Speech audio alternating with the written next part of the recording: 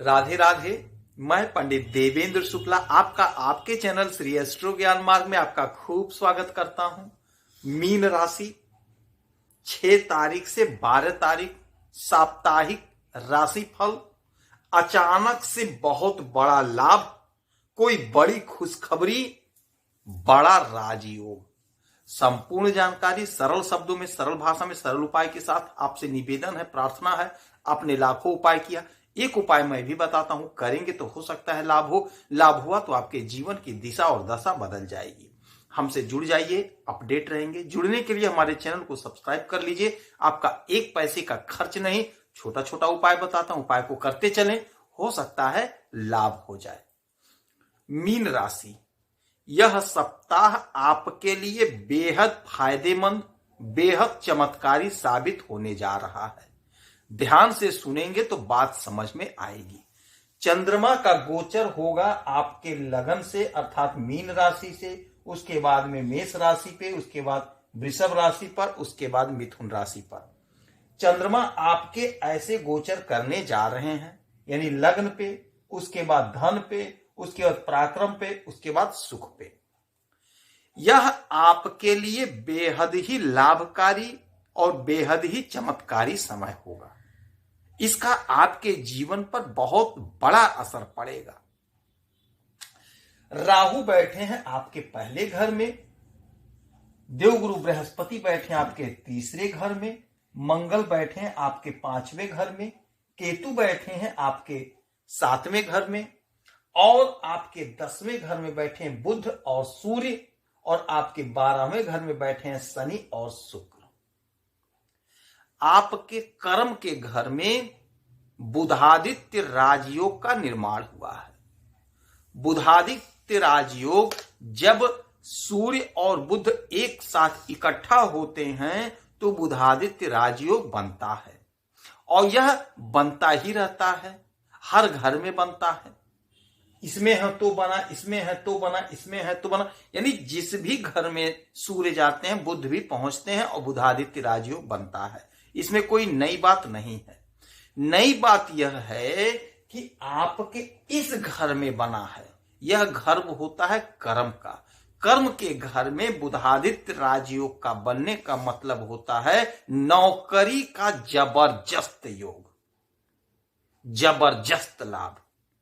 हमारी जो भाई, हमारी जो बहनें, हमारे जो माताएं, हमारे जो पिता तुल्य हैं, सभी लोगों के लिए है। यदि आप नौकरी की तलाश में हैं, हमारे जो पिता तुल्य हैं, कहीं से रिटायर्ड हो गए हैं, फिर से नौकरी के लिए आवेदन किए हैं, उनको जबरदस्त लाभ होता हुआ दिखाई दे रहा है। हमारी बहनें जो नौकरी की तैयारी कर रही थी, परीक्षा दी हैं, यदि आपका इस समय रिजल्ट आ रहा है 12 तारीख तक, तो यकीन मानिए आपके पक्ष में रिजल्ट आने वाला है। यदि आप कोई परीक्षा दे रहे हैं, इंटरव्यू दे रही हैं, तो भी आपको खूब लाभ होता हुआ दिखाई दे रहा है। इस समय जो हमारी बहनें, माताएं, पिता तुल्य हैं, वो लोग राजनीति के क्षेत्र में हैं, तो आपको आपके कर्म का बहुत बड़ा लाभ मिलता हुआ दिखाई देगा। आपको कोई ना कोई पद हासिल होगा, आपके पार्टी में आपका मान बढ़ेगा। जो लोग खेल जगत से जुड़े हैं वो थोड़ा धैर्य रखेंगे, आपका सिलेक्शन कहीं ना कहीं अच्छे जगह पे होगा। जो लोग खेती का कारोबार करते हैं, जो हमारी बहनें, जो हमारे भाई, जो हमारे पिता तुल्य हैं, जो हमारी माताएं खेती का काम करते हैं, यकीन मानिए आपके फसल का अच्छा मूल्य मिलता हुआ दिखाई दे रहा है। आपके कर्म का इनाम मिलेगा, आपके कर्म का अच्छा फल मिलेगा। जो लोग व्यापार करते हैं, आपके व्यापार के मालिक बुध बैठे हुए हैं आपके कर्म के घर में। आपके दांपत्य जीवन के मालिक बुध बैठे हैं आपके कर्म के घर में। आपके सुख के मालिक बुध बैठे हैं आपके कर्म के घर में।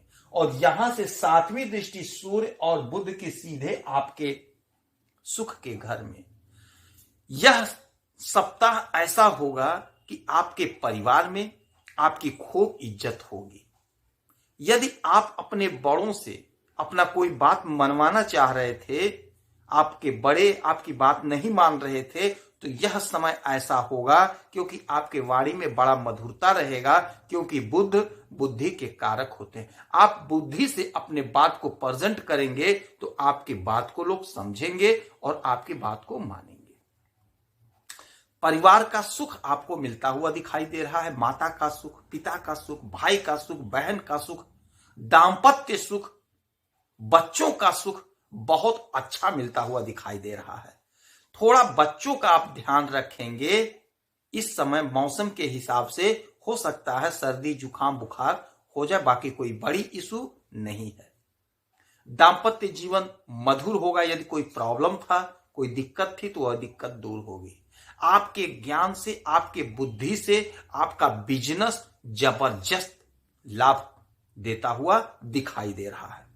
यदि आप विदेश से कोई काम कर रहे हैं, विदेश से आयात निर्यात का काम है, तो यकीन मानिए आपको जबरदस्त लाभ होता हुआ दिखाई दे रहा है। अचानक से कोई बड़ी डील आपको मिल सकती है। कोशिश आप करिए, प्रयास आप करिए। यदि आप यहीं पे बिजनेस कर रहे हैं, आप रिटेलर हैं, यानी छोटे कारोबारी हैं, बड़े कारोबारी, मझौले कारोबारी हैं, किसी भी टाइप का बिजनेस व्यापार कर रहे हैं, तो यकीन मानिए आपके कर्म का पूरा पूरा फल मिलता हुआ दिखाई दे रहा है। आप कोशिश करिए, आप प्रयास करिए। यह समय है लाभ ले लेने का। आपके कोशिश का, आपके प्रयास का फल मिलता हुआ दिखाई दे रहा है।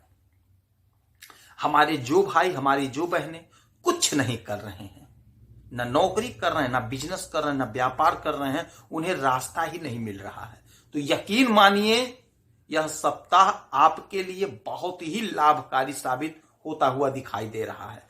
क्योंकि कर्म भाव में बिजनेस के भी मालिक और नौकरी के भी मालिक एक साथ इकट्ठे बैठे हुए कर्म के घर में।